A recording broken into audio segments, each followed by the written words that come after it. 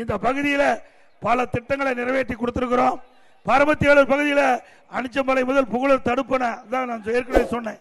அதே போல ராஜவாய்க்கால் அமைத்து தந்த அல்லலால் இளைய நாய்க்கிற்கு சேடபாளையத்தில் அணைக்கட்டில் குவிமண்டம் அமைத்து திருவுருளச் சிலை அமைத்து கொடுத்தோம். பரமத்தியூர் வேலூர் மாவட்டத்திற்கு ஒருங்கிணைந்த நீதிமன்றம் 15 கோடியில் கட்டி கொடுத்தோம். பரமத்தியூர் சட்டமன்ற தொகுதிக்கு உட்பட்ட திருச்செங்கோடு முதல் பரமத்தியூர் அந்த பரமத்தி தார் சாலை அற்புதமான சாலையாக விரிவாக்கம் படுத்தி கொடுத்தோம். பரமத்தியூர் வேலூர் சட்டமன்றத்தில் உட்பட்ட அனைத்து ஊராட்சி ஒன்றியங்களும் அலுவலகம் அமைக்கப்பட்டது. பொத்தனூர் பேரூராட்சியில் 4 லட்சம் லிட்டர் கொள்ளளவு கொண்ட நீர் தேக்க தொட்டி 6.5 கோடியில் அமைக்கப்படுகிறது.